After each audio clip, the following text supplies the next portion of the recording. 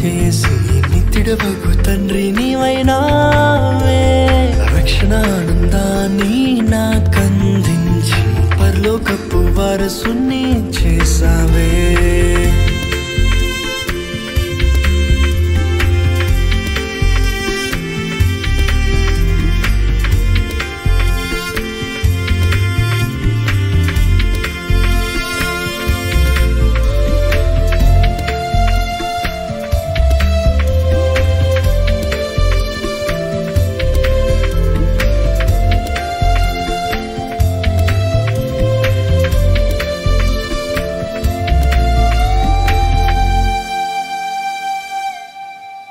నా అడుగులను క్రమపరచి నా హృదయమును స్థిరపరచి నీదు రక్తములో నన్ను శుద్ధుని చేసితివే. నన్ను నూతన సృష్టి. మీ అందరికీ వందనాలు. దేవుని కృపను బట్టి 11వ దినానికి వచ్చామను. ఈ దినము ఈరోజు మనందరినీ దేవుడు దర్శించేలాగా మనల్ని బలపరిచేలాగా ప్రభు సన్నిధిలో వేడుకుందాం. 60వ కీర్తనలో దేవుని వాక్యం చెప్తుంది, దేవా నా మొర ఆలకింపుము, నా ప్రార్థనకు చెవియొగ్గుము. నా ప్రాణం తల్లడెల్లగా బూదిగంతముల నుండి నీకు మొరపెట్టుచున్నాను. నేను ఎక్కలేనంత ఎత్తైన కొండపైకి నన్ను ఎక్కించుము. నీవు నాకు ఆశ్రయంగా ఉంటివి, శత్రువులు ఎదుట బలమైన కోటగా ఉంటివి. యుగ యుగములో నీవే నా గుడారంలో నివసించును. నీ రెక్కల చాటున దాగుచుందును. దేవా, నీవు నా మొక్కుబడులు అంగీకరించి ఉన్నావు. నీ నామం ముందు భయభక్తులు గల వారికి స్వాస్యము నువ్వు నాకు అనుగ్రహించుచున్నావు. రాజునకు దీర్ఘాయువు కలుగజేయదు గాక, అతని సంవత్సరములు తరతరములు గడుచును గాక. దేవుని సన్నిధిని అతడు నిరంతరము నివసించును గాక. అతను కాపాడుటకై కృపా సత్యములు నియమించుము. దినదినము నా మొక్కుబడులను నేను చెల్లించినట్లు నీ నామం నిత్యము అర్పించదను. ఈ 61 దావీదు కీర్తనలో దావీదు తన దేవునితో మొరపెట్టుకుంటున్నాడు. నా ప్రాణము తల్లడిల్లగా బూదిగంతముల నుండి నీకు మొరపెట్టుచున్నాను. తల్లడిల్లగా ప్రాణం తల్లడిల్లిపోతూ ఉంటుంటే దేవునికి మొరపెట్టుకుంటున్నాడు. మనం కూడా అనేక సార్లు మన ప్రాణం తల్లడిల్లిపోతూ ఉంటుంది, ఎంతో కృంగిపోతూ ఉంటాం, ఎంతగానో దేవుని సన్నిధిలో మొరపెడుతూ ఉంటాము. అప్పుడు నేను ఎక్కలేనంత ఎత్తైన కొండపైకి నన్ను ఎక్కించుము, నీవు నాకు ఆశ్రయంగా ఉంటివి. ఆ సమయంలో దావీదు చెప్తున్నాడు, నన్ను ఎక్కలేనంత ఎత్తైన కొండపైకి నన్ను ఎక్కించుము, నీవు నాకు ఆశ్రయంగా ఉంటివి. శత్రువులు ఎదుట బలమైన కోటగా ఉంటివి. మనం దేవుని సన్నిధిలో మొరపెట్టుకుంటున్నప్పుడు శత్రువులు మన కుటుంబానికి మన జీవితానికి ఎదురవుతున్నప్పుడు ఆయన ఏం చేస్తాడంట, బలమైన కోటగా ఉంటానని చెప్తున్నాడు. కనుక మనం అందరం దేవుని సన్నిధికి వచ్చినప్పుడు దేవుడు మనకు బలమైన కోటగా ఉంటానని చెప్తున్నాడు. ఎక్కలేనంత ఎత్తైన కొండపైకి ఎక్కిస్తానని చెప్తున్నాడు. కనుక విశ్వాసంతో దేవుని సన్నిధిలో మొరపెట్టి బలమైన ఆత్మతో బలమైన కార్యాలు చేస్తూ మన కుటుంబం చుట్టూ కంచె వేసుకుందాం. ప్రార్థన చేస్తాను. ప్రేమ గల తండ్రి, దయగలమైన నీకు ఎన్నో వందనాలు. నీ కృపలో జ్ఞాపకం చేసుకోండి. ఈ సమయంలో ప్రభా వచ్చిన ప్రతి ఒక్కరిని దర్శించండి, బలపరచండి, నీ ఆత్మతో నింపండి ప్రభా. భూమి మీద మీరు ప్రార్థించి బంధించినప్పుడు పరలోకంలో బంధిస్తానన్నావు. నాయన, వచ్చిన ప్రతి ఒక్కరిని దర్శించండి, నీ కృప చూపించమని యేసయ్య పరిశుద్ధ నామములో అడిగి వేడుకుంటున్నాను తండ్రి. ఆమేన్.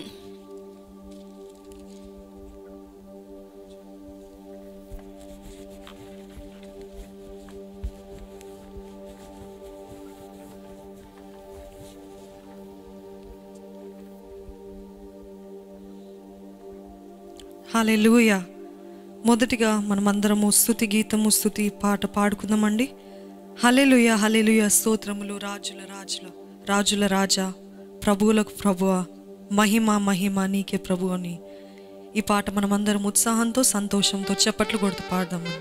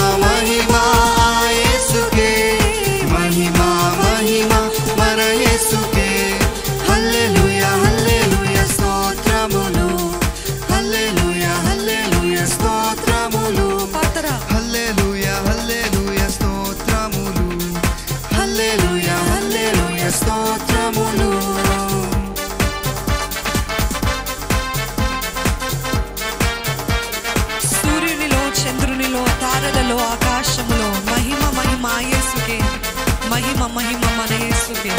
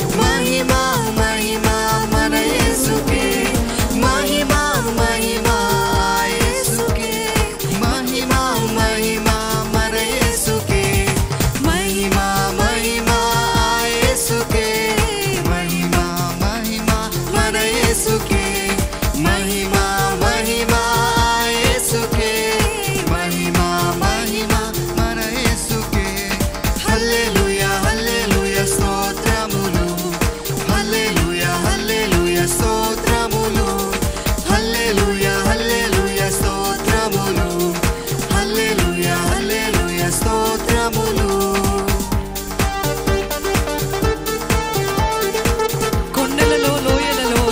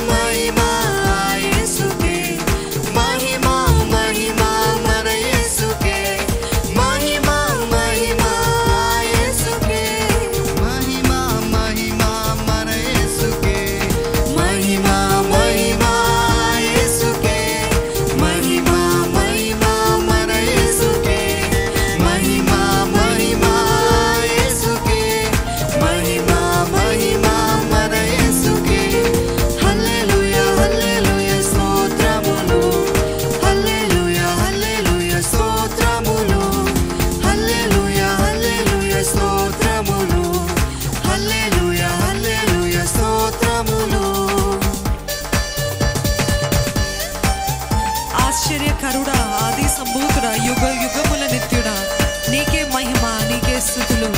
మనమందరము స్వరమెత్తి చేతులెత్తి చప్పట్లు కొడుతూ అలాగే దేవుని మహిమ పరుద్దామని.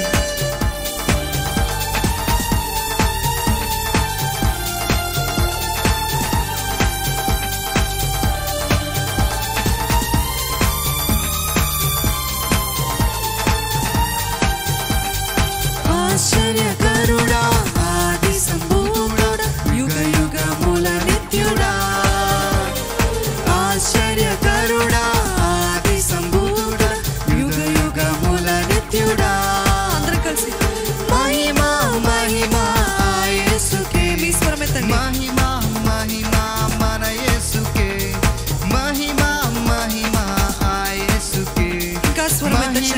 మహిమ మన యేసుకే, మహిమ మహిమ యేసుకే, మహిమ మహిమ మన యేసుకే, మహిమ మహిమ యేసుకే, మహిమ మహిమ మన యేసుకే. హల్లెలూయా హల్లెలూయా స్తోత్రములు, హల్లెలూయా హల్లెలూయా స్తోత్రములు, హల్లెలూయా హల్లెలూయా స్తోత్రములు, హల్లెలూయా హల్లెలూయా స్తోత్రములు.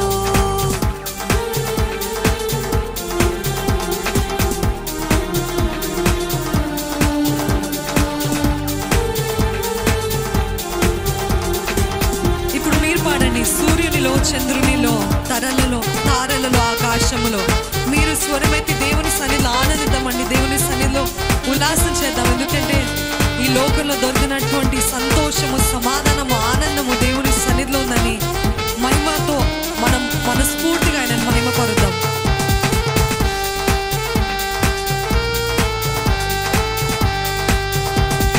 సూర్యునిలో, చంద్రునిలో,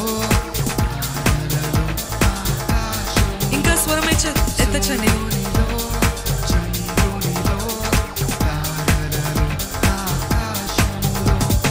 మహిమ మహిమ యేసుకే, చేతులెత్తి స్వరమెత్తి అలాగనే మన యేసుకే, మహిమ మహిమ యేసుకే, మహిమ మహిమ మన యేసుకే, మహిమ మహిమ యేసుకే, హల్లెలూయా.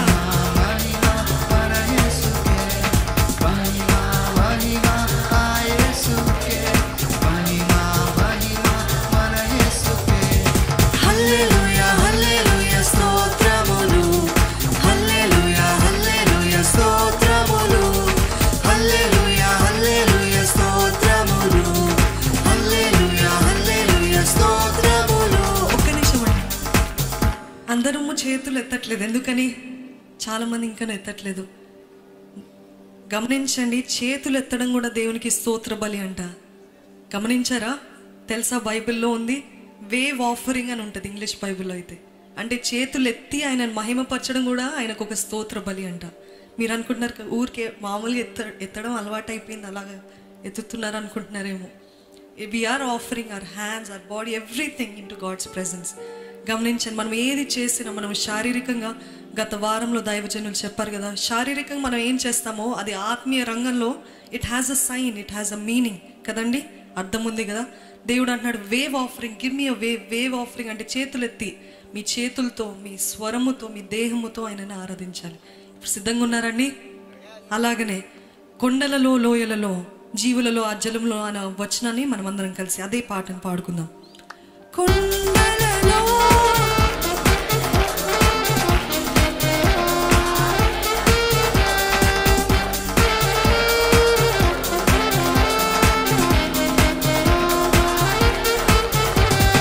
మహిమ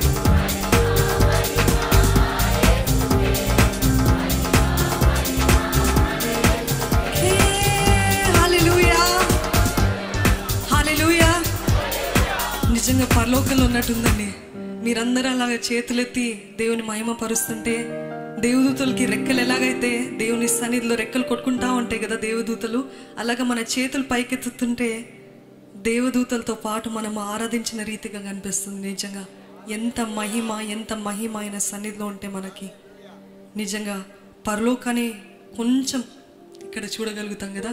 పరిపూర్ణంగా చూడాలంటే మనం అందరం పరిపూర్ణంగా సమర్పించుకోవాలి. అలాగే ఆరాధనకు ముందుకు వెళ్దాము. దేవునికి స్తోత్రము గానము చేయుట మంచిది, మనమందరము స్తుతి గానము చేయుటే మంచిది. మనందరికీ తెలిసిన పాట, కలిసి చప్పట్లు కొడుతూ పాడదాము.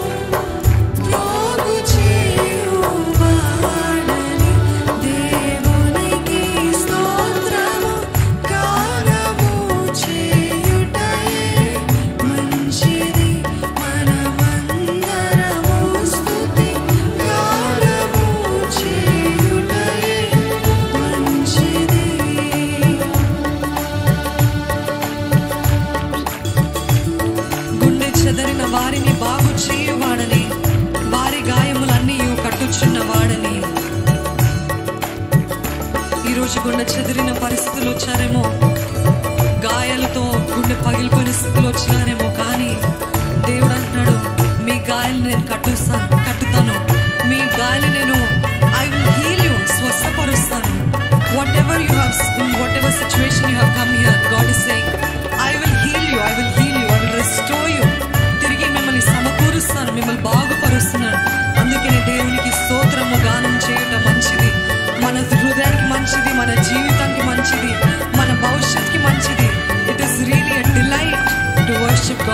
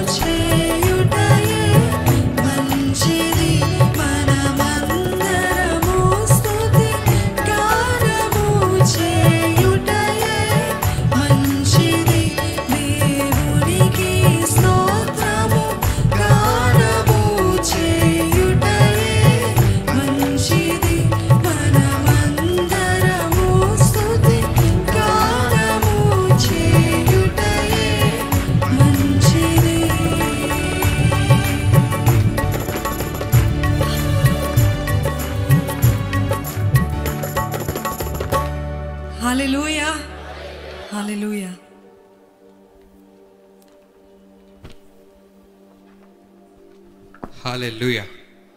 ఇందాక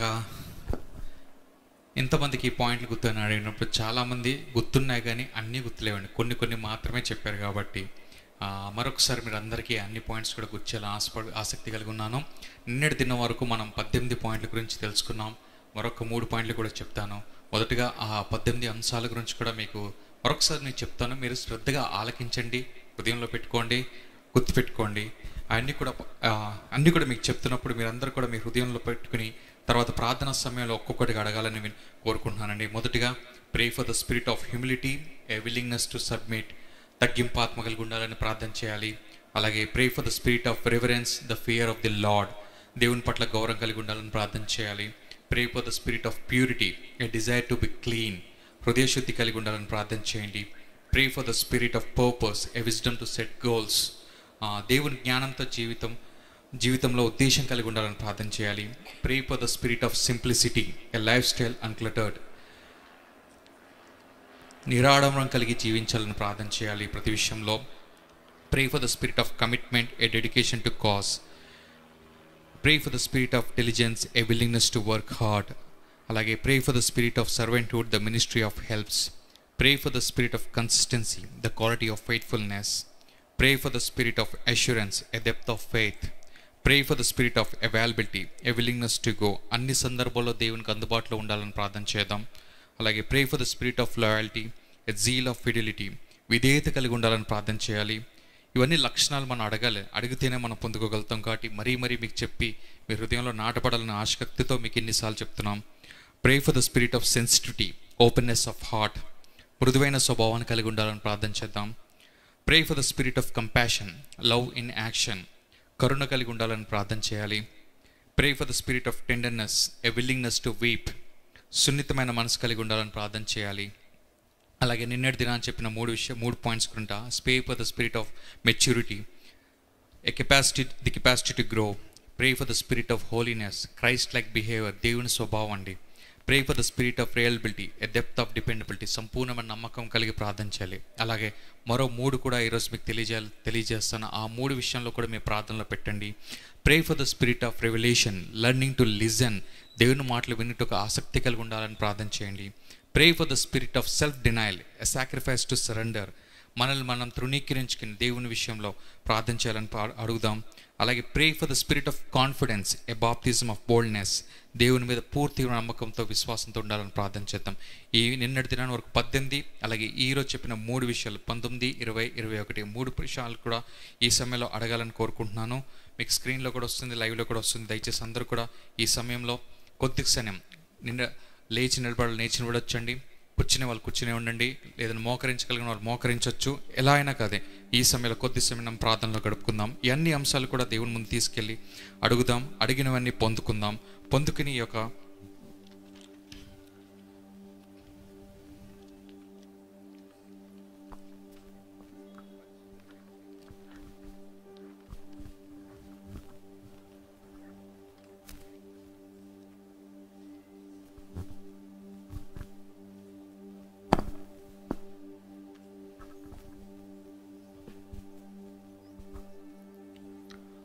ఒక్కొక్కటిగా అడుగుదాం.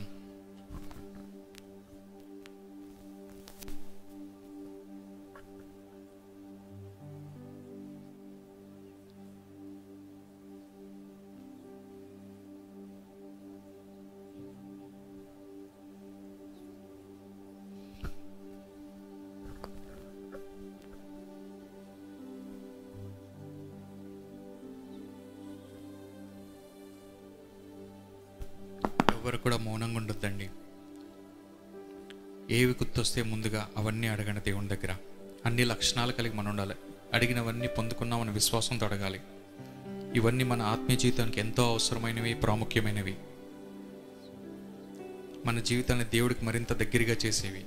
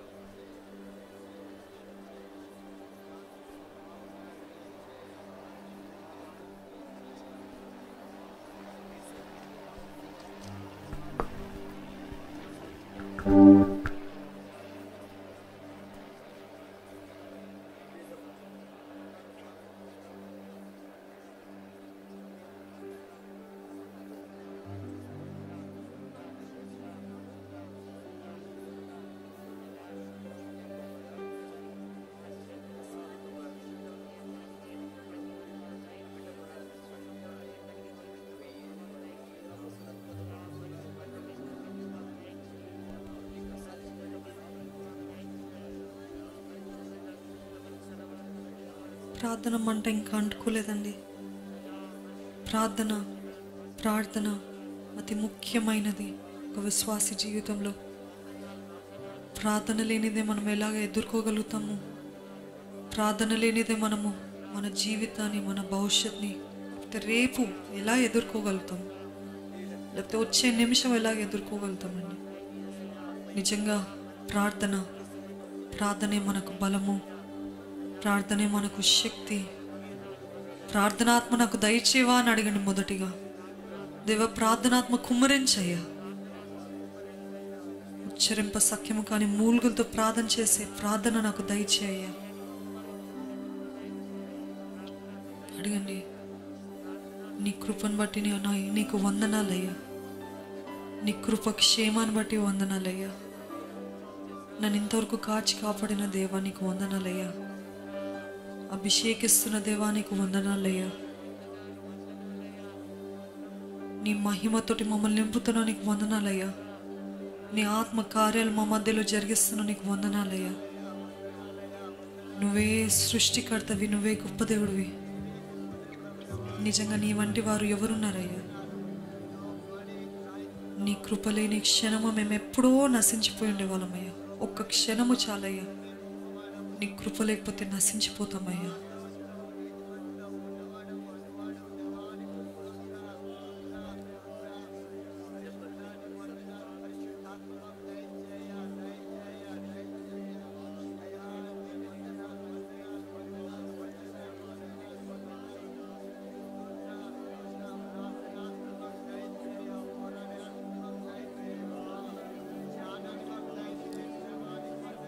తగ్గింపు ఆత్మ, మీ యందు గౌరవం కలిగిన ఆత్మ, శుద్ధాత్మ, ఒక ఉద్దేశపూర్వకమైన జీవితంతో ముందుకెళ్ళే కృప,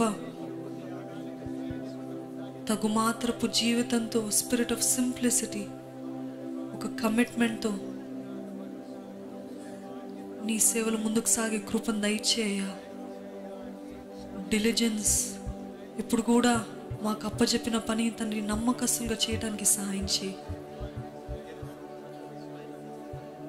తగ్గించుకునే జీవితము, ఒక దాసులమని మర్చిపోకుండా చేయవలసిందే చేశాము.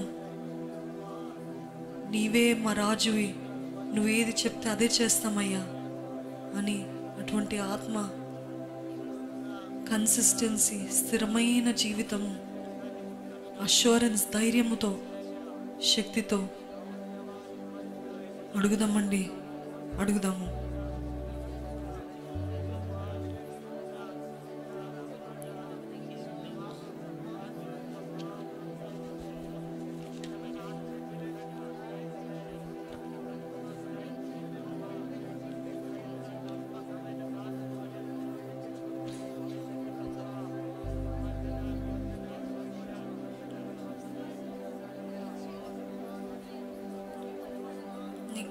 బ్రతికింపయ్యా, నీ కృపతో బ్రతికింపయ్యా. నీ కృప లేనిదే నేను ఉండలేనయ్యా. మహిమను విడిచి మహిలోకి దిగి వచ్చిన మార్గముగా మారి మనిషిగా మార్చావయ్యా. మహినే నీవు మాధుర్యంగా మార్చి మాదిరి చూపి మరో రూపం ఇచ్చావయ్యా. నీ కృప లేని క్షణము, నీ దయ లేని క్షణము నేను ఊహించలేనయ్యా. నిజంగా ఏమైపోతామయ్యా నీ కృప లేకపోతే.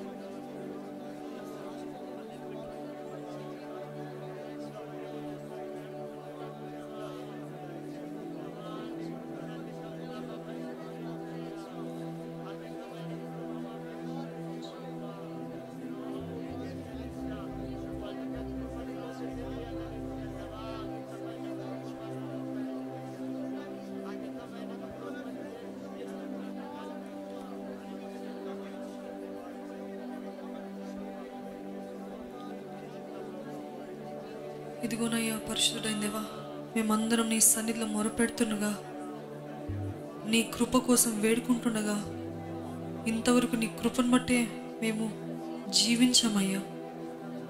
ఇక ముందు కూడా తండ్రి నీ కృపతోటే మమ్మల్ని నడిపించి, మమ్మల్ని బ్రతికించి, మా గాయపడిన హృదయాన్ని స్వస్థపరిచి, మా విరిగిన హృదయాన్ని తిరిగి కట్టి మీ కొరకు తండ్రి ఆనందంతో జీవించే శక్తిని మాకు దయచేయమని అడుగుతున్నానయ్యా.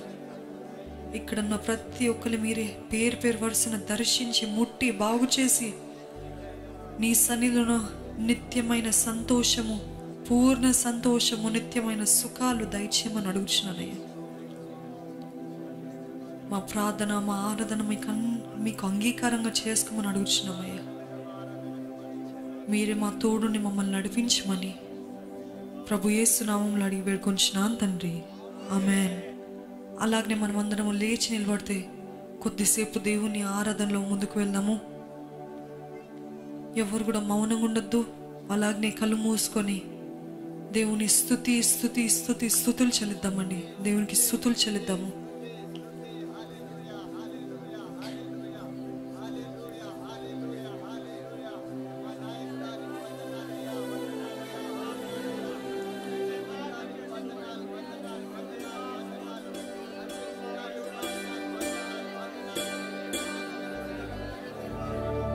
నువ్వు మాత్రం మాకు చాలయ్యా.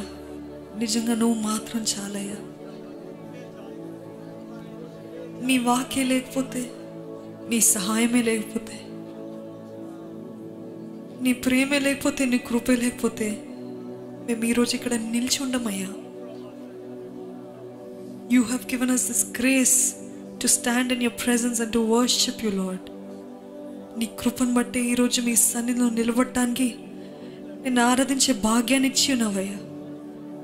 నీ వాక్యం మమ్మల్ని బ్రతికించేది, మా వేదనలో నెమ్మదినిచ్చేది నీ వాక్యేనయ్యా, నీ సన్నిధేనయ్యా. మా బాధలలో, మా వేదనలో, మా కంగారులో, మా తొందరలో, కలవరాల్లో నీ వాక్యం మాకు నెమ్మది అనుగ్రహిస్తుందయ్యా. నీ వాక్యం లేకపోతే మేమేమైపోతామయ్యా. Thank you for your eternal love Lord. Thank you for your eternal grace Lord. మమ్మల్ని అందరినీ దర్శిస్తున్న దేవా, మా హృదయాన్ని, మా పగిలిన గుండెలు మీరే బాగు చేసి స్వస్థపరిచి మీ కొరకు నిలబడే శక్తిని అనుగ్రహించమని అడుగుచున్నానయ్యా. మా బలము నీవే కదనయ్యా. El Shaddai, you alone are our strength. El Roi, మా కాపరి నువ్వేనయ్యా, నువ్వేనయ్యా. ఎల్ రోహి, మమ్మల్ని చూచుదేవా, చూచుచున్న దేవా, మమ్మల్ని దృష్టిస్తున్న దేవా, మమ్మల్ని గమనిస్తున్న దేవా, మా అక్కర్లని తీర్చేదేవా.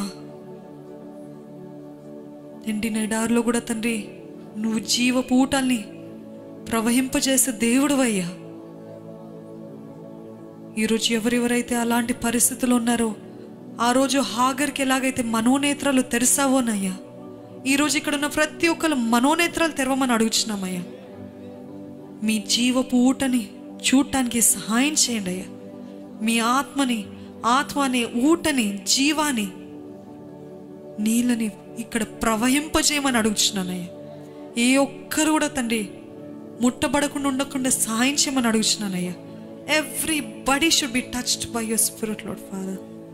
ప్రతి ఒక్కరు మీరే ముట్టండి, మీ ఆత్మ ప్రవహింపచేయమని, మా జీవితాన్ని సరిచేసి సరైన మార్గంలో నడిపించమని, మీ వాక్కుతో మాతో మాట్లాడమని ప్రభు యేసు నామములో అడిగి వేడుకొంచున్నాను తండ్రి. ఆమేన్.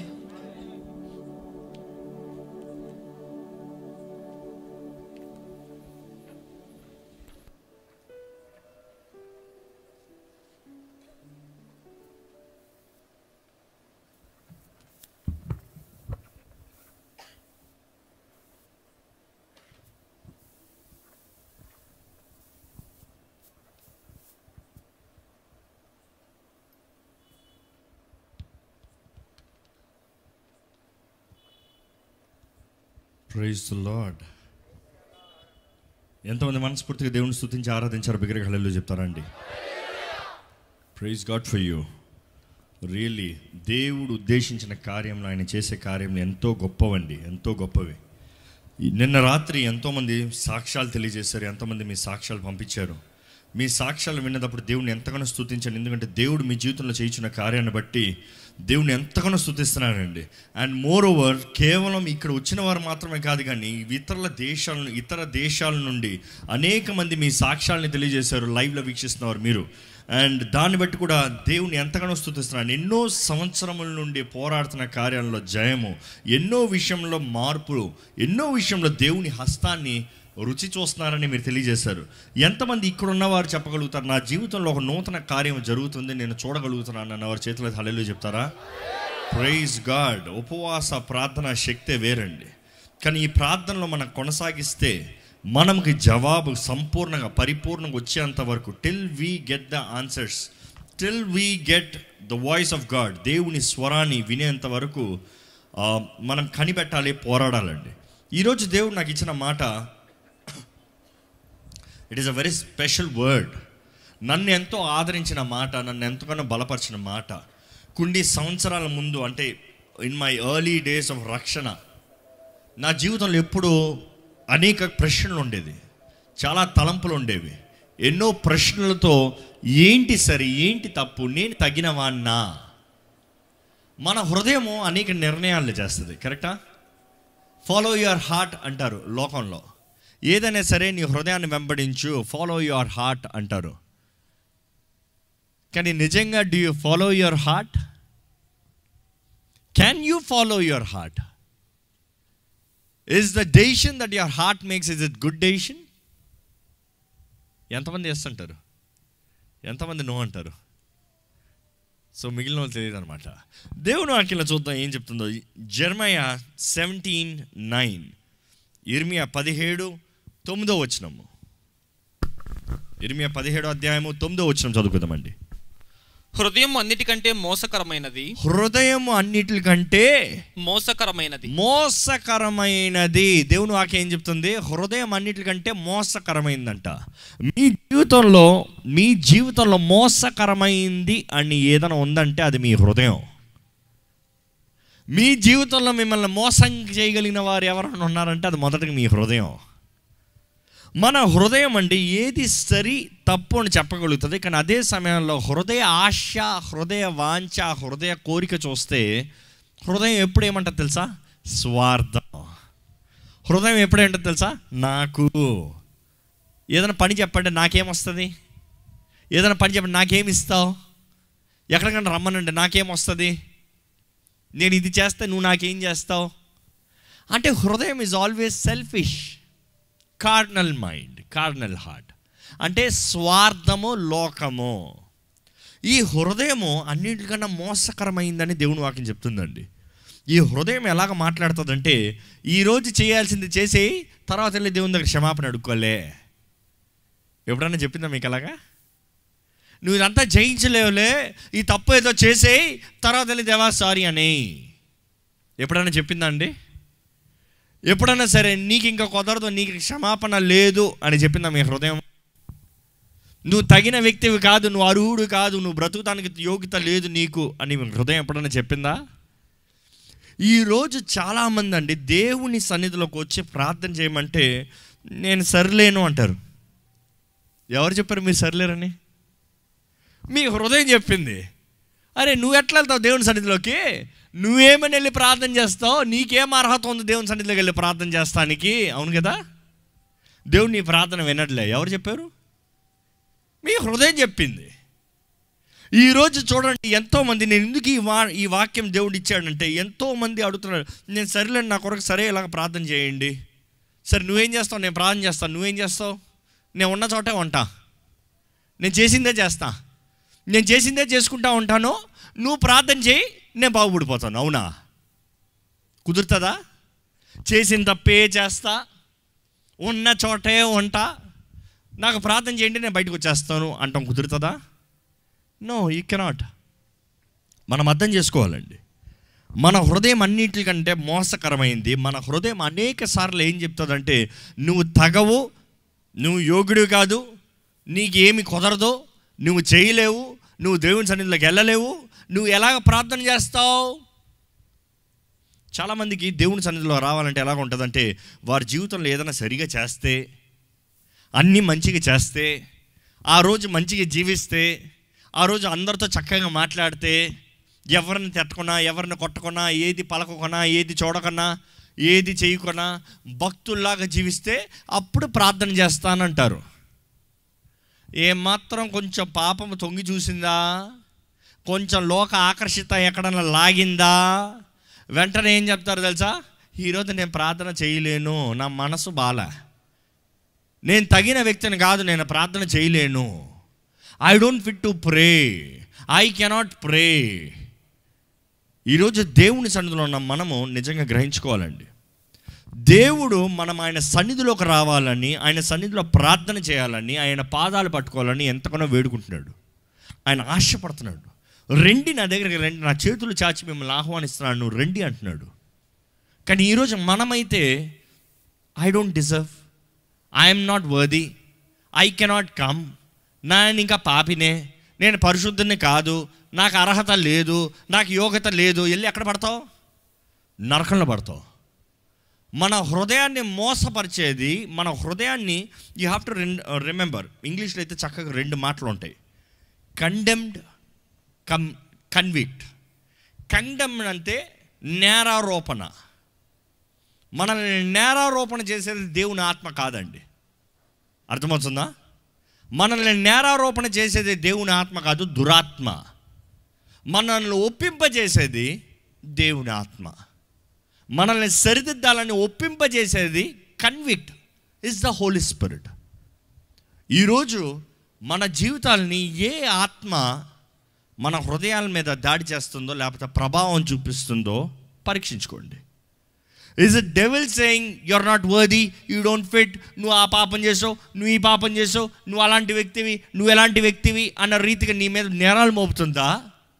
లేకపోతే దేవుని ఆత్మ మన చేసిన తప్పులను మనకి ఎత్తి చూపించి మనల్ని సరిదిద్దాలని, మనం సరి చేసుకోవాలని, దేవుని సన్నిధిలో క్షమాపణ కోరాలని, ఆయన పాదాలు పట్టుకోవాలని దేవుని ఆత్మ మనల్ని ఒప్పింపజేస్తుందా? ఈరోజు you should have conviction but not condemnation. Condemn is of the devil. ఈరోజు చాలామందికి గద్దింపులకి అంటే హెచ్చరికలకి, తిట్టులకి తేడా తెలియట్లే. తిట్లు వేరు, హెచ్చరింపులు వేరు, కానీ 2 ఆల్మోస్ట్ ఒకే టోన్లో ఉంటుంది వినటానికి. అవునా? నన్ను ఎప్పుడన్నా ఎవరైనా తిట్టారండి అన్నవారంటే చేతులు ఎత్తని చూద్దాం.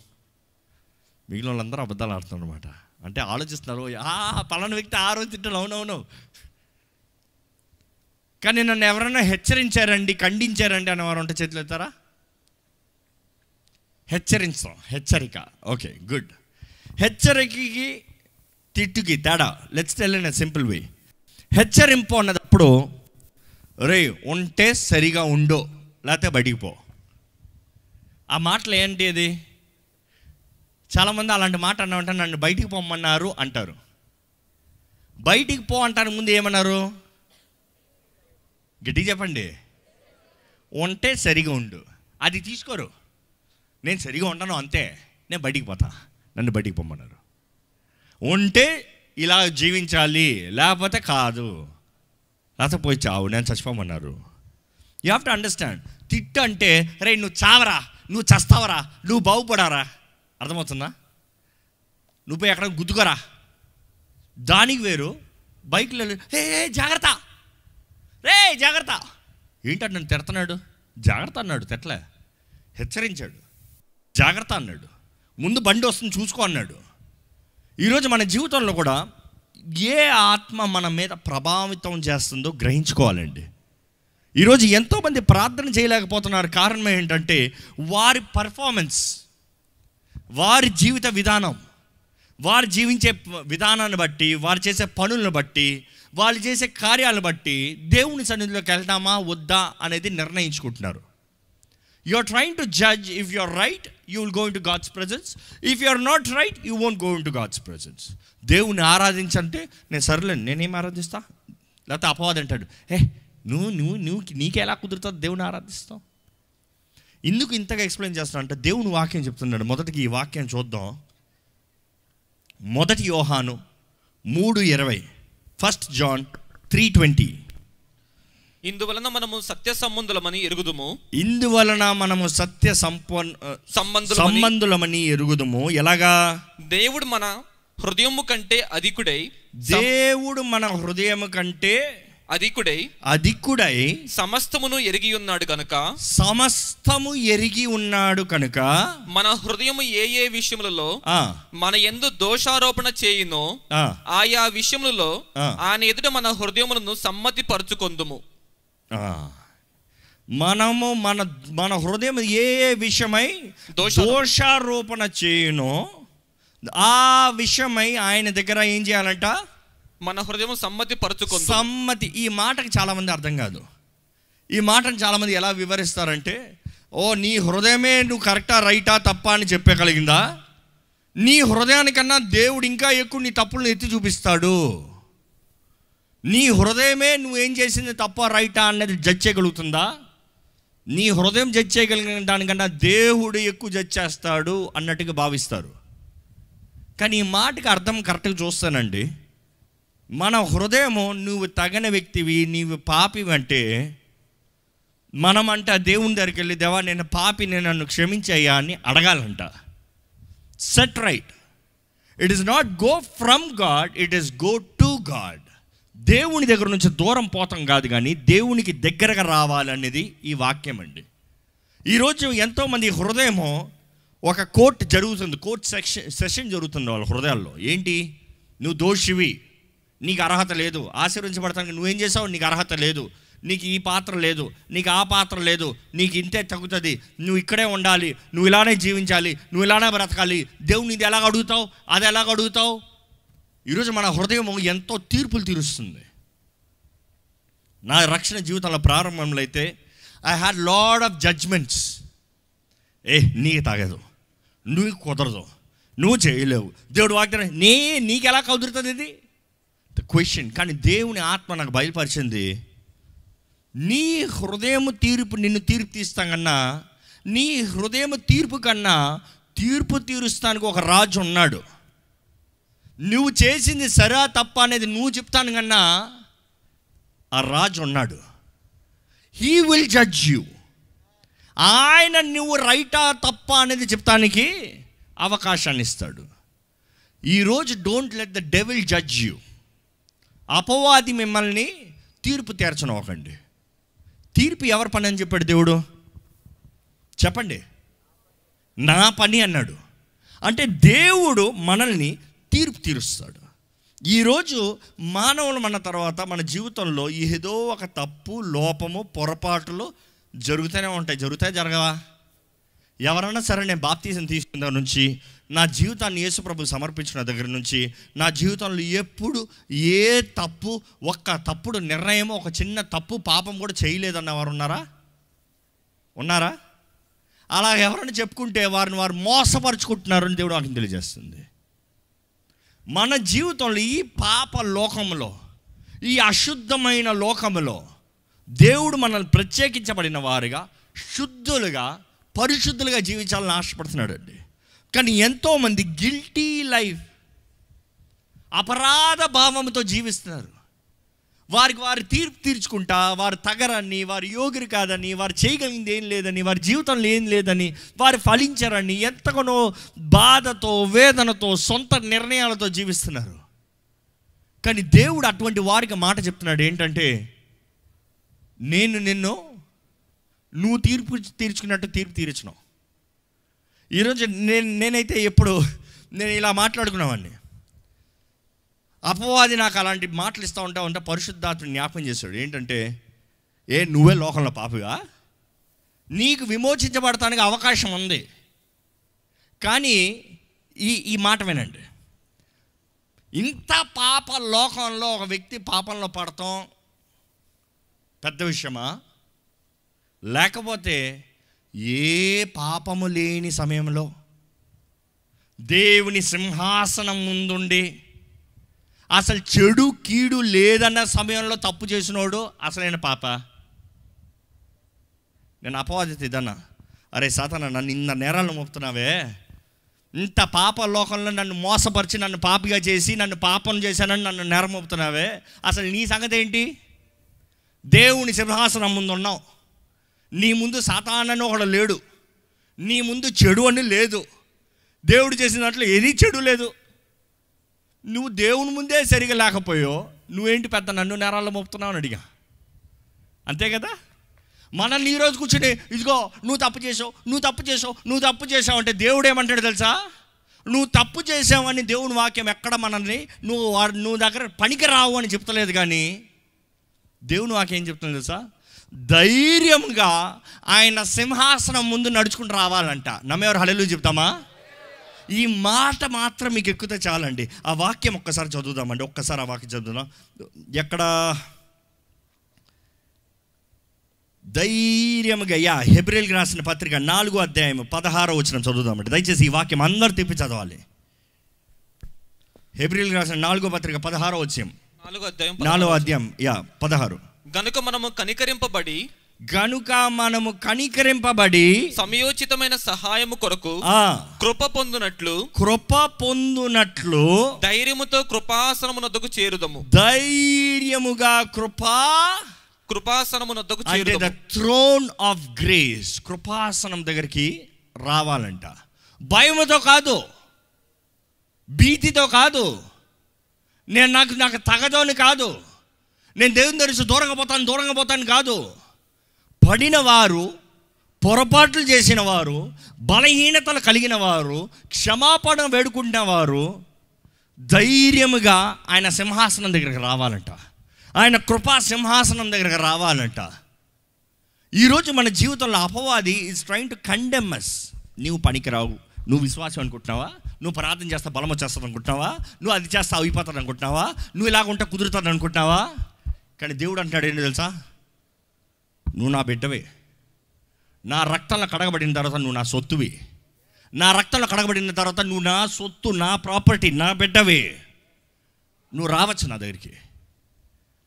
బైబిల్లో చూడండి, మానవుడు ఇంకా పాపంలో ఉన్నదప్పుడే క్రీస్తు ఈ లోకంలోకి వచ్చాడు.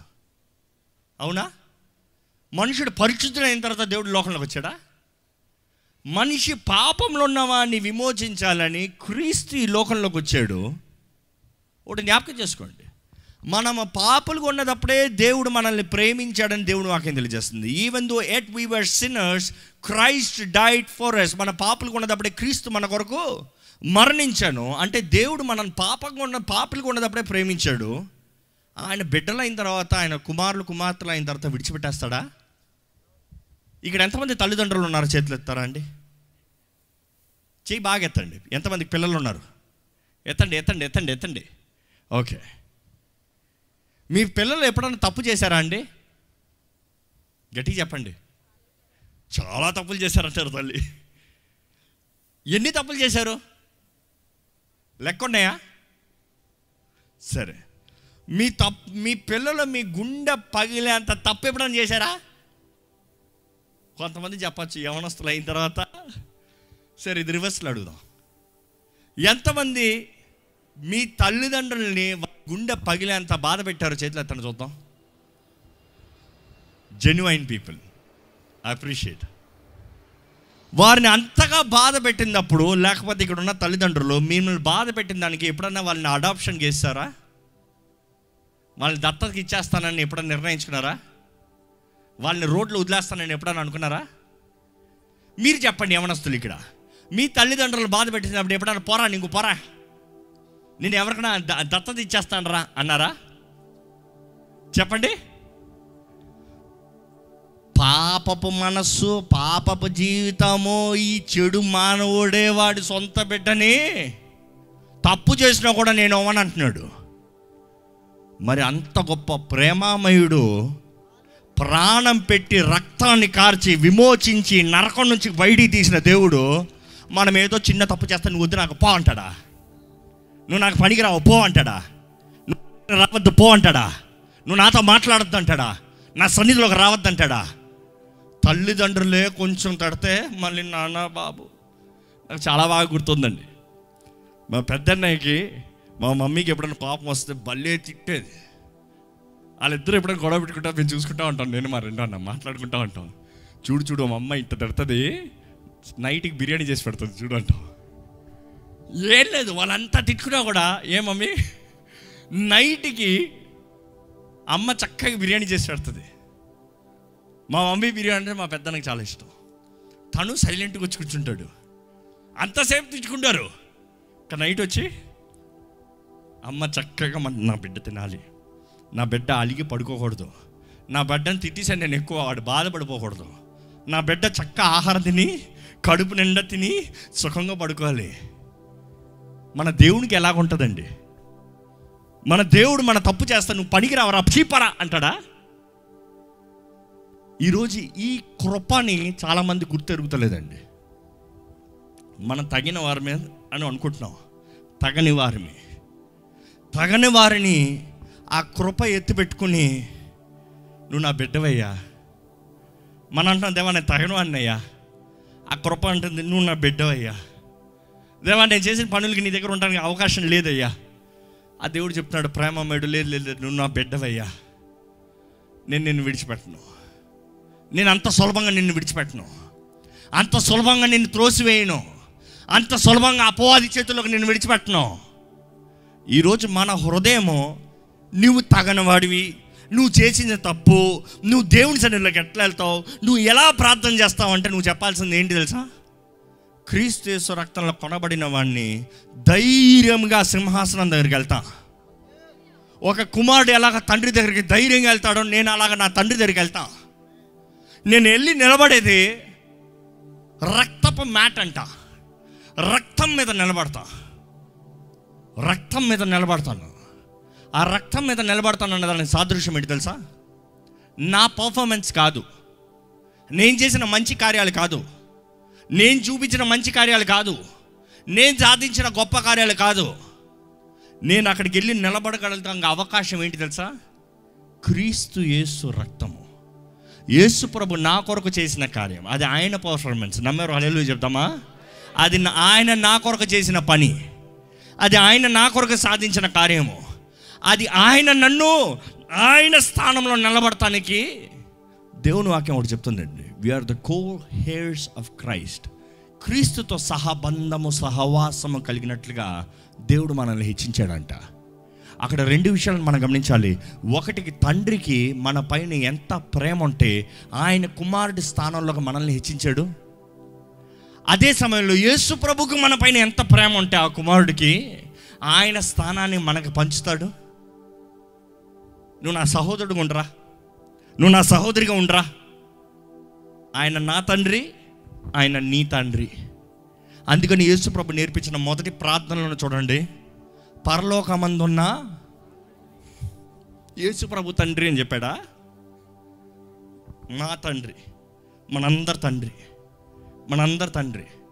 నన్ను ఎంతగా ప్రేమిస్తున్నాడో నిన్నంతగా ప్రేమిస్తున్నాడు. నీ బలహీనతలు ఎరిగిన దేవుడు, నీ తలంపులు ఎరిగిన దేవుడు. నిజంగా ఒక దేవుని బిడ్డ ఎప్పుడైనా సరే దేవుని బాధపరచాలని పాపం చేస్తాడా అండి? దేవునికి మోసం చేయాలని పాపం చేస్తాడా అండి? దేవుడు బాగా ఏడవాళ్ళ గురించి పాపం చేస్తాడా అండి? మన తండ్రి మన హృదయాన్ని ఎరిగిన దేవుడు అండి. నమ్మేవారు హల్లెలూయా చెప్తామా? ఆయన మనం చేసిన కార్యముల కన్నా ఆయన పట్టించుకున్నది ఏంటి తెలుసా? మన మనస్సు. మన మనస్సు మనము చేసిన కార్యం కన్నా ఇందువలన ఏంటి కారణం ఏంటి? మనసేంటి? మనసేంటి? అందుకని ఈరోజు నేను మీరు ఇష్టం వచ్చేలా పాపం చేయండి, పాపంలో బ్రతకండి, శోధనలో పడిపోండి, పర్వాలేదు ఎట్లా పడితే అట్లా జీవించండి అని నేను చెప్తలేదు. No no no no no no no I'm not telling that. దేవుని వాక్యం చెప్తుంది, నీతిమంతుడు 7 మార్లు పడినా కూడా మరలా ఏం చేస్తాడంట? తిరిగి లెగిస్తాడంట. నమ్మేవారు హల్లెలూయా చెప్తామా? అసలు ఎందుకు పడాలి? ఎందుకు పడాలి? పరిగెత్తే పందంలో ఎప్పుడన్నా మనుషుడు పడతాడా? పడాలని పడతాడా? పడాలని పడతారా? ఎంతమంది సైకిల్ నడిపేటప్పుడు మొదటిసారి పడ్డారో చేతులు ఎత్తండి. మీరందరూ నేను పడి దెబ్బతనాలి అని పడ్డారు కదా. ఎట్లా పడ్డారు? మీకు తెలుసా ముందే పడ్డారు. మన జీవితంలో కూడా అనేక సార్లు మనము దేవునికి ఇష్టం లేని కార్యాలు, మాటలు, తలంపులు, క్రియలు ఏదో ఒకటి by the time we realise.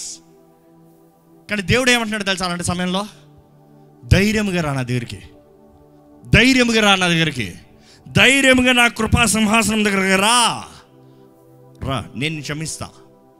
నువ్వు నా బిడ్డవే, నువ్వేదో ఒకసారి పడినంత మాత్రం నేను విడిచిపెట్టి పోయే దేవుని కాదు, నిన్ను మర్చిపోయే దేవుని కాదు, నిన్ను వెలబెట్టి కొన్నాను. అపవాదితో నేను అనే మాట ఇంకోటి కూడా అంటాను ఏంటి తెలుసా?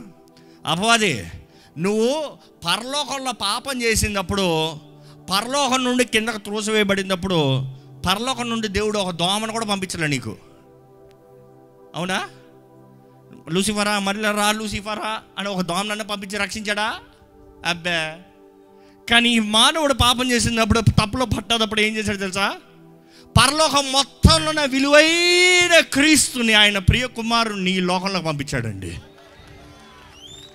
నిజంగా కదా? అంటే మనం ఎంత విలువైన వారమే. If your heart is condemning you, that is a spirit of evil. If your heart is convicting you, that is a spirit of the Holy Spirit. నీవు పనికిరావు అనే మనస్సు, నువ్వు ప్రార్థన చేయలేవు, నువ్వు దేవుని సన్నిధికి రాలేవు అని చెప్పే మనస్సు, అది అపవాది.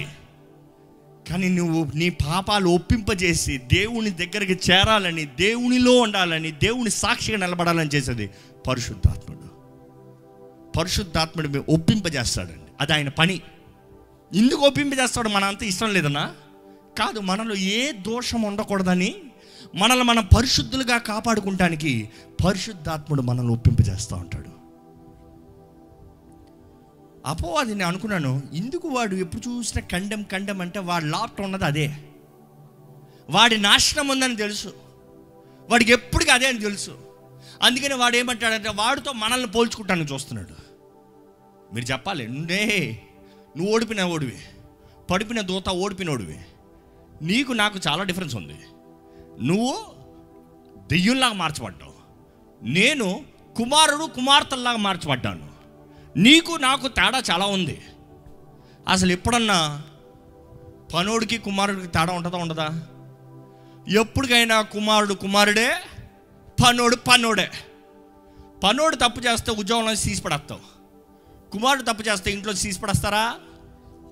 అదే దేవుడు మన పట్ల చేసేదండి. మనం కుమారులు కుమార్తెలు నమ్మేవారు బిగ్గరగా చెప్తామా? ఆయన మనస్సు మన పట్ల మారదండి. నేను ఎప్పుడు ఈ మాట ధైర్యం చెప్తాను. దేవుని కృప అనేటప్పుడు ఆయన మన పట్ల కలిగి ఉన్న మనస్సు ఎన్నటికీ మారదు. ఆయన మన పట్ల ఉద్దేశించిన కార్యాలు ఎన్నటికీ మారవు. మనం పశ్చాత్తాపడి తిరిగి వస్తే దేవుడు అంటాడు, ఇశ్రాయేలుని తిరిగి రాను ఉద్దేశించిన ఎడల నువ్వు నా దగ్గరికే రావాలి, యు బిలాంగ్ టు మీ. ఈరోజు దేవుడు ఈ మాట ప్రతి ఒక్కరికి తెలియజేయమంటున్నాడండి. మీరు దేవుని సొత్తు. మీ పర్ఫార్మెన్స్కి బట్టి కాదు మీరు దేవుని సన్నిధిలోకి వచ్చేది, మీరు ఆయన సొత్తుని బట్టి ఆయన దగ్గరకు వస్తున్నారు. వెలపెట్టి కొన్నాడు మిమ్మల్ని, అమూల్యమైన రక్తము. మొదటి పేతురులో రాయబడి ఉంటుంది కదా, ఏమని? మీరు బంగారంతో వెండితో కాదయ్యా, ఈ లోక పెంటతో కాదయ్యా, అమూల్యమైన క్రీస్తు రక్తం ద్వారా మీరు కొనబడ్డారు. You are redeemed. ఈరోజు దేవుని సన్నిధిలో ఉన్న మనము, దేవా నా పాపాన్ని క్షమించు అనేది సరైన ప్రార్థన. కానీ నేను పాపినిలే ఇల్లే అన్న మాట తీసిపడేయాలి. అది అపవాది సంబంధమైంది. దేవుని వాక్యం చెప్తుంది, you are not the judge, I'm the judge. నీ గురించి నువ్వు పనికిరాని వ్యక్తివి అని చెప్పుకుంటావు అంటే, నిన్ను చేసిన దేవుణ్ణి నన్ను తీర్పు తీరుస్తున్నావు. అర్థమవుతుందండి ఈ మాట? If you say I'm worthless, నేను సృష్టించింది ఎవరు? మనల్ని సృష్టించింది ఎవరండి? దేవుడు. అంటే దేవుడు వర్త్లెస్సా? ఈరోజు మన జీవితంలో మనం దేవుడిని దూషించేవారుగా చేయాలని అపవాది పోరాడుతున్నాడు. అలాంటి అవకాశాలు అవ్వకండి. మనం చెప్పాల్సిందంటే, నేను తప్పు చేశాను, పొరపాటు చేశాను, కానీ నాకు బుద్ధి వచ్చింది, నా తండ్రి దగ్గరికి వెళ్తాను.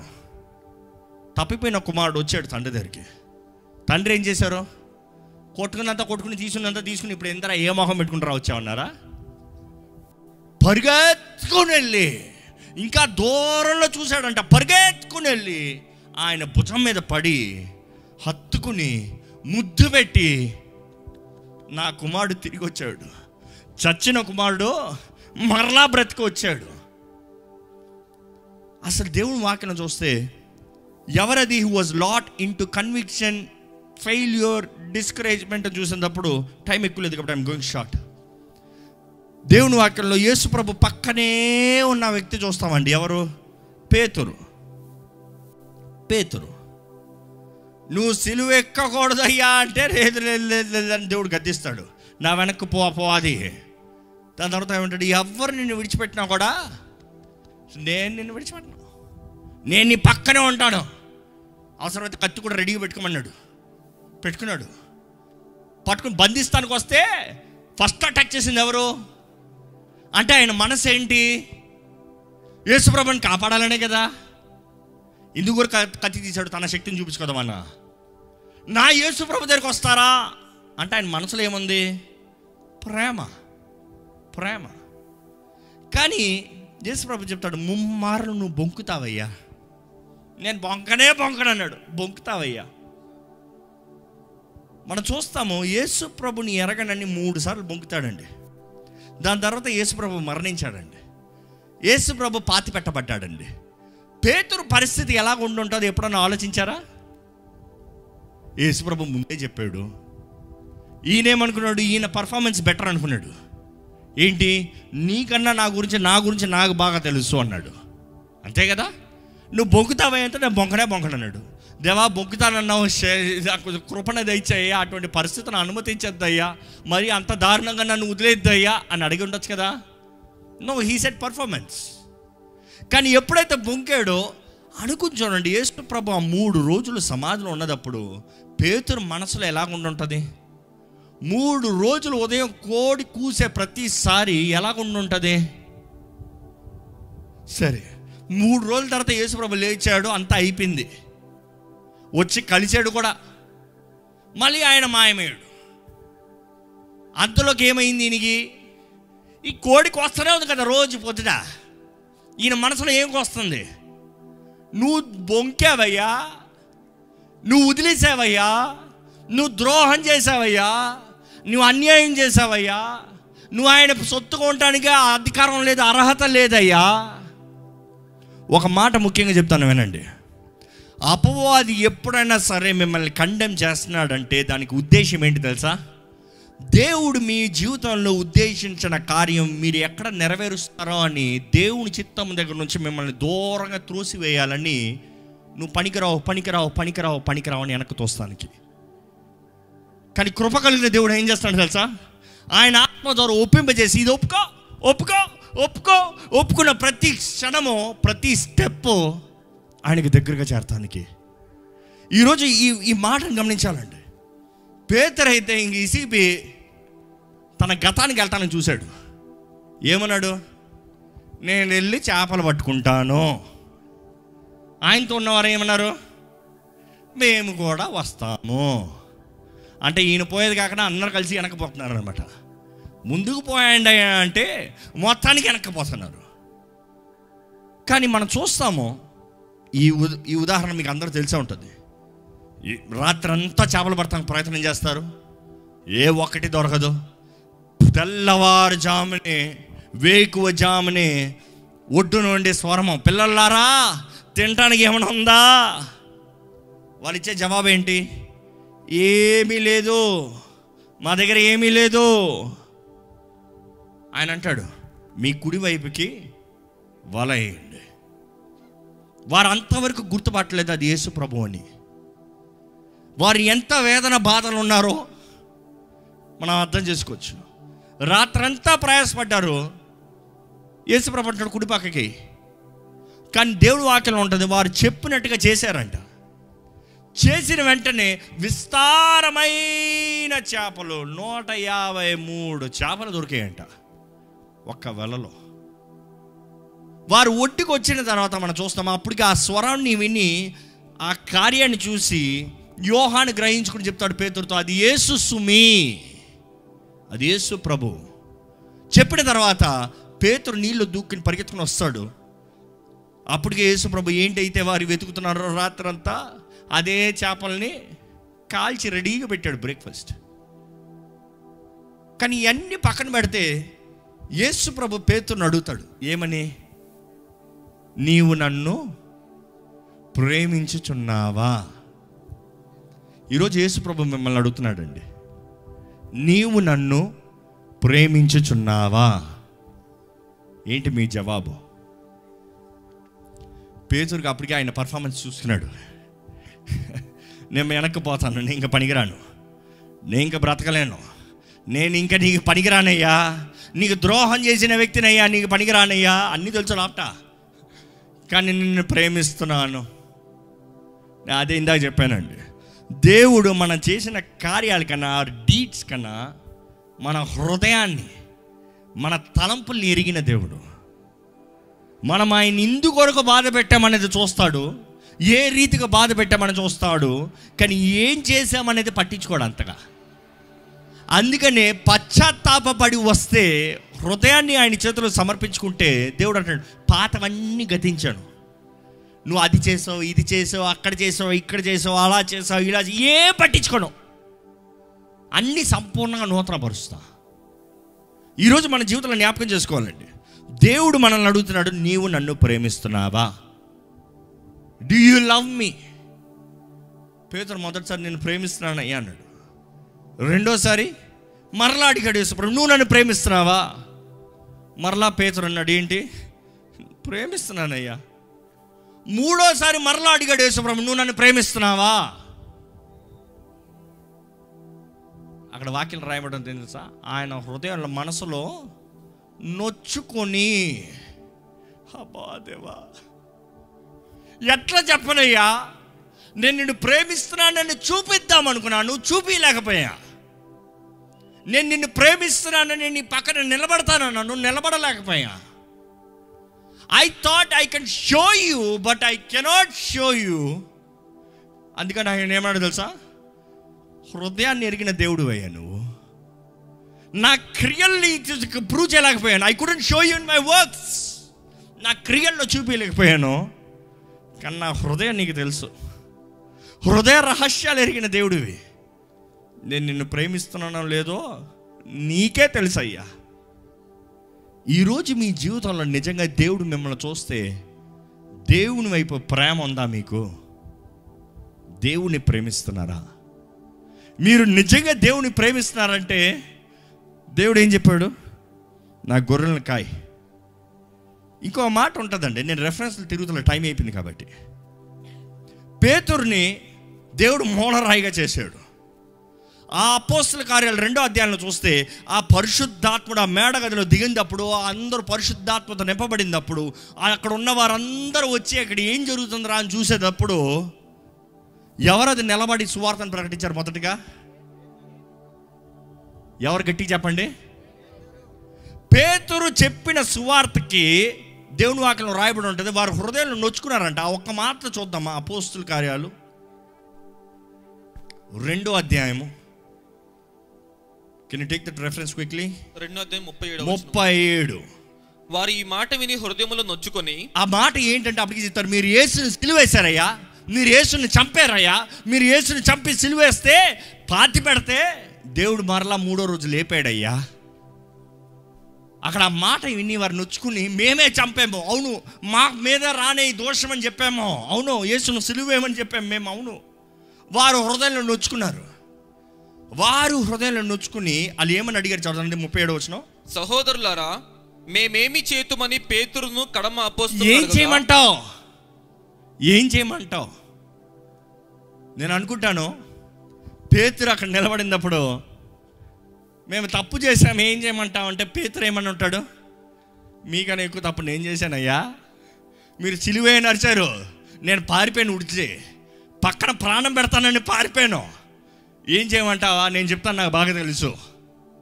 ఏం చేయాలంటే ఆయనను నమ్ము, ఆయనను నమ్ము, ఆయన పర్ఫార్మెన్స్ని నమ్ము, ఆయన మీద ఆధారపడు, ఆయనని ఆహ్వానించు. నీ కార్యాలు, నీ క్రియలు, నీ తలంపులు, నాట్ యువర్ ఎబిలిటీస్. పరిశుద్ధాత్మను పొందుకో, పరిశుద్ధాత్మను పొందుకో, బలపరిచే ఆత్మ. ఈరోజు మన జీవితంలో మనం దేవుని సన్నిధిలోకి వచ్చేది మన క్రియలను బట్టి కాదండి, మన క్రియలను బట్టి కాదండి, ఆయన ప్రేమ, ఆయన మనకు అనుగ్రహించే కృప. ఎక్కడ 3 సార్లు గట్టిగా కృప కృప కృప అని అరవండి. దేవా నీకు వందనములయ్యా నీ కృప కొరకని చెప్పండి. ఆయన కృప లేకపోతే మనం లేము. నీ కృప లేని క్షణము నేను లేనయ్యా. ఇందా పాడాం కదా ఆ పాట. నీ కృప లేకపోతే నేను బ్రతకలేనయ్యా. It is not my abilities Lord, it is your grace. ఈరోజు మనం కృపను ఓరక తీసుకుంటున్నాము, కృపని నిర్లక్ష్యపరుస్తున్నాము, కృపను అవమానపరుస్తున్నాము. But grace is given to us so that we can come closer to his throne. ఆయన సింహాసనం దగ్గరికి చిన్న పిల్లోడు వచ్చినట్టుగా దేవా అన్నట్టు, డాడీ నీ మీదకి ఎక్కి కూర్చుంటాను డాడీ, నేను పట్టుకుంటాను డాడీ, నీ దగ్గర ఉంటాను డాడీ, నీ చేయి పట్టుకుని నడుస్తాను డాడీ. ఈరోజు దేవుడు ఆయన బిడ్డలుగా మనల్ని చూస్తున్నాడండి. ఈరోజు మానవులు అనే తర్వాత ఆయన బిడ్డలుగా చూస్తున్నాడండి. ఇది మీరు గ్రహించుకోగలిగితే మీరు దేవునితో మాట్లాడే విధానమే వేరు ఉంటుందండి. ఏదో అయ్యా నాకు భిక్షమయ్యవా అన్నట్టు అడుగుకుంటాను వెళ్తారు ప్రార్థనలు. కానీ తండ్రి తండ్రి నా తండ్రివయ్యా, దేవుని ఆత్మ ద్వారా నింపబడిన వారు అబ్బా ఫాదర్ అని పిలుస్తారంట, తండ్రి నైనా అని పిలుస్తారంట.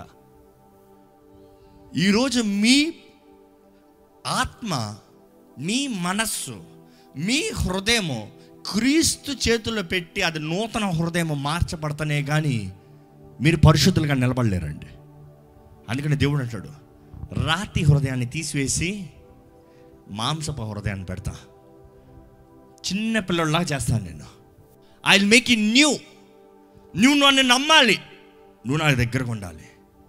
ఈ సమయంలో లేచి నిలబడి కొద్ది సమయం ఉంది కానీ మనస్ఫూర్తిగా అంత కృప ఇచ్చిన దేవునికి వందనాలు చెప్దామా అండి. మీరు ఎటువంటి వారు అనేది మీరు తీర్చుకుంటాం కాదు, కానీ ఆయన కృపాసింహాసనం దగ్గరికి నీ కృప కొరకు వందనములయ్యా, నీ కృప లేకపోతే నేను లేనయ్యా, యేసయ్యా నీ కృప నాకు చాలు యేసయ్యా, నీ కృప లేని క్షణము నేను బ్రతకలేనయ్యా.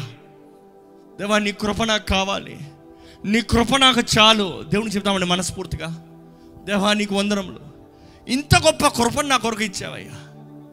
I'm not worthy Lord, I don't deserve any of this Lord. నేను యోగిని కాదు, అర్హుని కాదు.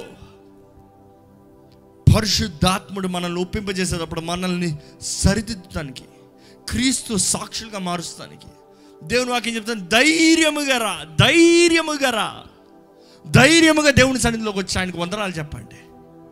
ధైర్యంగా ఆయన సన్నిధిలోకి వచ్చి తండ్రి నీకు వందనాలు అని చెప్పండి.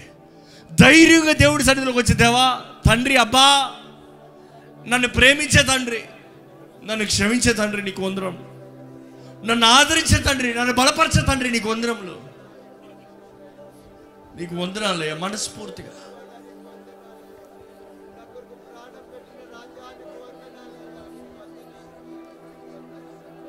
దేవుని వాక్యం తెలియజేస్తుంది, క్రీస్తు యేసు నందు ఉన్న వారికి ఏ శిక్షా విధి లేదు. ఎందుకంటే మన మీద శిక్ష అంతా క్రీస్తు మీద తండ్రి మోపాడు కాబట్టి, మనం చెల్లించాల్సిన క్రయధనం అంతా ఆయన చెల్లించాడు కాబట్టి you are free, you are free. Believe. నువ్వు బిడ్డవండి, దేవుడు బిడ్డవండి, ఆయన సొత్తు అండి. నువ్వు తప్పు చేస్తే అసహించుకునే దేవుడు కాదు. రా నన్ను, నేను బాగు చేస్తాను, నేను ఎత్తుకుంటాను నిన్ను, నీ జీవితంలో మేలు జరిగిస్తాను, నిన్ను దీవిస్తాను. నేను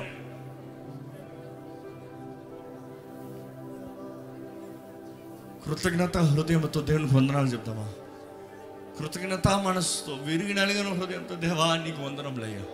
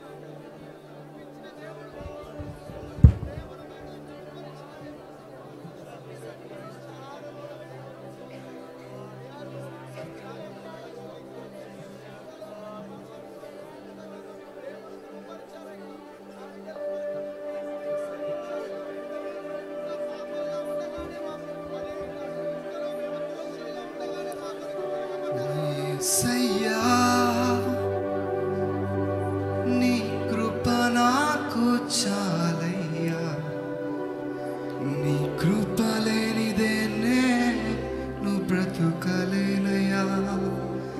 యేసయ్యా నీ కృప నాకు చాలయ్యా, నీ కృప లేనిదే నేను బ్రతుకలేనయ్యా.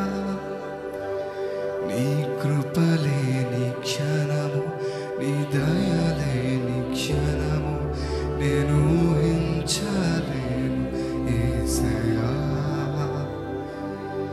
నీ కృప లేని క్షణము, నీ దయ లేని క్షణము నేను ఊహించలేను యేసయ్యా.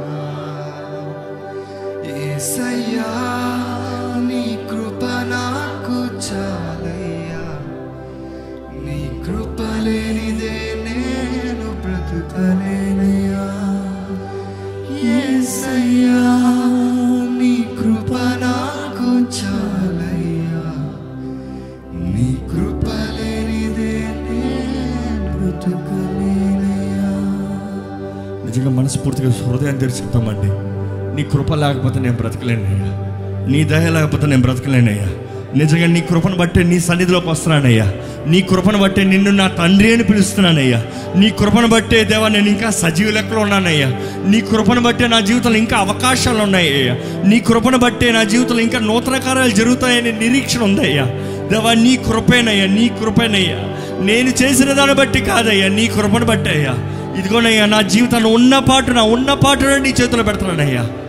నీ కృపతో నీ దయతో నన్ను బలపరచు, నీ కృపతో నీ దయతో నన్ను హత్తుకోయ్యా, నీ కృపతో నన్ను నడిపించుదేవా. మహిమను విడచి మహిలోకి దిగి వచ్చి మార్గముగా మారి మనిషిగా మార్చావు. మహిని వీవు మాధుర్యముగా మార్చి మాదిరి చూపి మా రూపమిచ్చావు.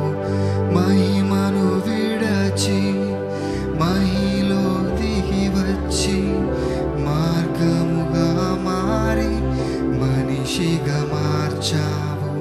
మహిని నీవు మాధుర్యముగా మార్చి మాదిరి చూపి మరో రూపమిచ్చావు. మహిమలో నేను మహిమను పొందా మహిమగా మార్చింది నీ కృప. మహిమలో నేను మహిమను పొందా మహిమగా మార్చింది నీ కృప. యేసయ్యా నీ కృప నాకు చాలయ్యా, నీ కృప లేనిదే నేను ఉండలేనయ్యా. యేసయ్యా నీ కృప నాకు చాలయ్యా, నీ కృప లేనిదే నేను బ్రతుకలేనయ్యా. నీ కృప లేని క్షణము, నీ దయ లేని క్షణము నేను ఊహించలేను యేసయ్యా. నీ కృప లేని క్షణం, నీ దయ లేని క్షణం ఊహించలేనయ్యా. లేని క్షణము, నీ దయ లేని క్షణము నేను ఊహించలేను యేసయ్యా. యేసయ్యా నీ కృప నాకు చాలయ్యా, నీ కృప లేనిదే నేను ఉండలేనయ్యా. యేసయ్యా నీ కృప నాకు చాలయ్యా, నీ కృప లేనిదే నేను బ్రతుకలేనయ్యా. చెప్దామండి దేవునికి, నీ కృప లేకపోతే నేను బ్రతకలేనయ్యా, నీ కృప లేకపోతే ఒక్క నిమిషం ఒక్క పూట కూడా నేను ముందుకెళ్ళలేనయ్యా. దేవా నా జీవితంలో ప్రతి అడుగు తీయగలుగుతున్నాను, అది కేవలం నీ కృపను బట్టే, అది కేవలం నీ కృపను బట్టే. నీ కృప కొరకు వందనములయ్యా, నీ కృప కొరకు వందనములయ్యా. నా జీవితం పైన నువ్వు చూపిస్తా కృప కొరకు వందనములయ్యా. Thank you Lord for your love, thank you Lord for your grace, thank you Lord for your amazing love. తండ్రి నన్ను ఎంతగానో ప్రేమిస్తున్నావు, నీకు వందనములు తండ్రి. నీ సొత్తుగా నీ బిడ్డగా నన్ను పిలుచుకున్నావు, వందనములయ్యా. నీ సొత్తుగా, నీ బిడ్డగా నన్ను నిలబెట్టే వందనంలయ్యా. నీ సాక్షిగా దేవా, నీ మహిమ కొరకు జీవించే వ్యక్తిగా నన్ను చెయ్యయ్యా. ధైర్యముతో నా తల పైకెత్తుకుని తల కింద తెచ్చుకుని కాదయ్యా. నాకు క్షమాపణ ఉంది, నాకు విడుదల ఉంది, నాకు విమోచన ఉంది, నాకు స్వస్థత ఉంది, నాకు దయ ఉంది, నాకు కరుణ ఉంది. ధైర్యముతో నేను పొందుకుంటాను నా తండ్రి దగ్గరికి అని ధైర్యముతో నీ సింహాసనం దగ్గరికి వచ్చేవారికి చెయ్యయ్యా. దేవా, ఇక్కడ ఎవరైనా అపవాది కించపరుస్తూ ఉంటే, కిందకి లాగుతూ ఉంటే, మోసపరుస్తూ ఉంటే, దేవా తప్పుడు దారిలో తీసుకువెళ్తూ ఉంటే, నీ చిత్తం దగ్గర నుంచి దూరం చేస్తూ ఉంటే, ఇప్పుడే ఒక్కసారి నీ ఆత్మతో వారిని ముట్టమని వేడుకుంటున్నానయ్యా. దేవా, వారి మనోనేత్రాలను తెరమని వేడుకుంటున్నానులా. Help them Lord to understand that it is you who's calling them. నువ్వు క్షమించే దేవుడు, నువ్వు దయనిచ్చే దేవుడు, నువ్వు బలపరిచే దేవుడివి. నీ ఆత్మ తోడు, ఆత్మ సహాయం ఇచ్చి సత్య మార్గంలో నడిపించే దేవుడు అని గ్రహించుకుంటానికి సహాయం చేయ. It is not our performance lord, it is not our abilities lord. నాది ఏమి లేదు, మాది ఏది లేదయ్యా. నీ కృపేనయ్యా, నీ కృపేనయ్యా. నీకు కోట్లాది వందనములే. ఎక్కడ నీ కృపను నిర్లక్ష్యపరచడం వద్దయ్యా, నీ కృపను దూషించడం వద్దయ్యా, నీ కృపను అవమానపరచడం వద్దయ్యా. కృప కనికరములు కలిగిన దేవా, ధైర్యముతో నీ దగ్గరకు వచ్చేవారుగా.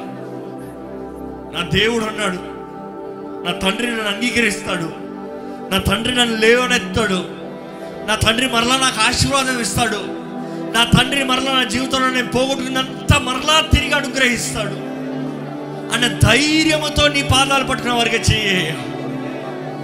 దేవా, ఏ ఒక్కరు ఇక్కడ భయముతో భీతితో జీవించడం వద్దు. ఏ ఒక్కరి జీవితంలో అపవాదికి ఎటువంటి అధికారం ఉండవద్దు.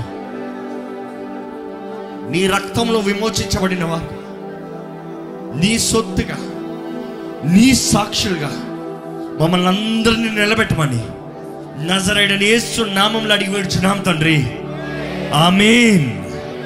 మన తండ్రి అయిన దేవుని యొక్క ప్రేమ, కుమారుడైన యేసు ప్రభు కృప, ఆదరణకర్త అయిన పరిశుద్ధాత్మ సహవాసం మన తోడుండి మనల్ని బలపరిచి, ఆయన సాక్షులుగా,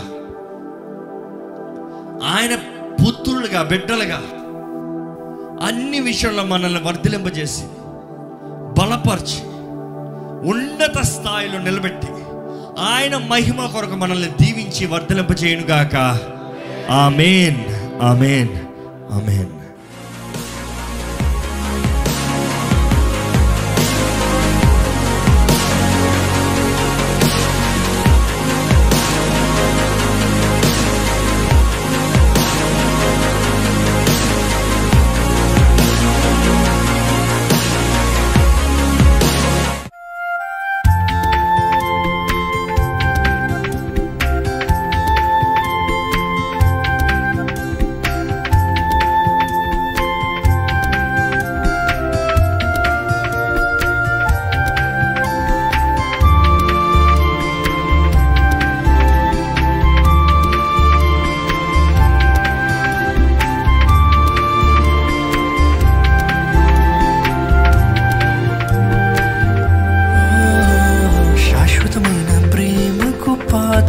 చేసి నిత్యుడవగు తండ్రి నీవైనావే. రక్షణ ఆనందాన్ని నాకందించి పరలోకపు వారసుని చేసావే.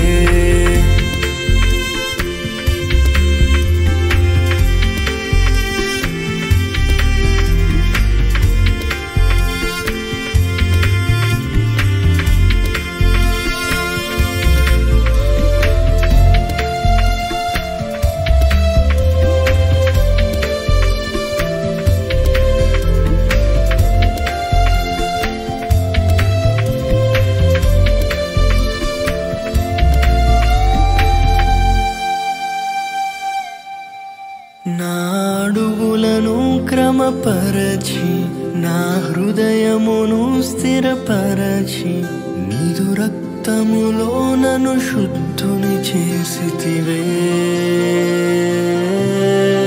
నన్ను నూతన సృష్టిగా చేసి నీ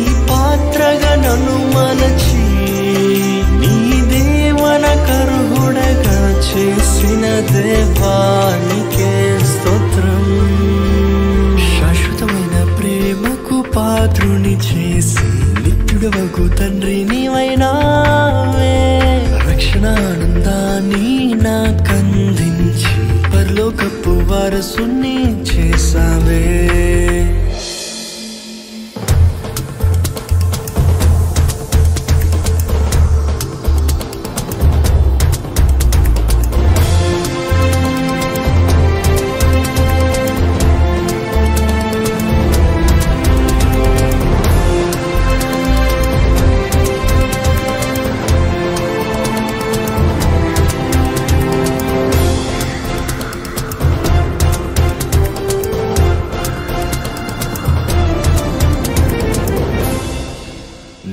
వాక్యం నాయందుంచి దుష్టుడిని జయింపచేసి సత్యమైన వెలుగులోనికి నడిపించితివే.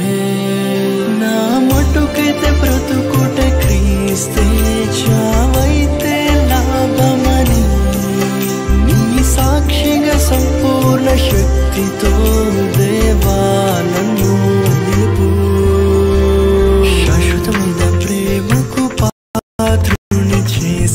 నిత్యుడవగు తండ్రి నీవైనావే. రక్షణ ఆనందాన్ని నాకందించి పరలోకపు వారసుని చేసావే.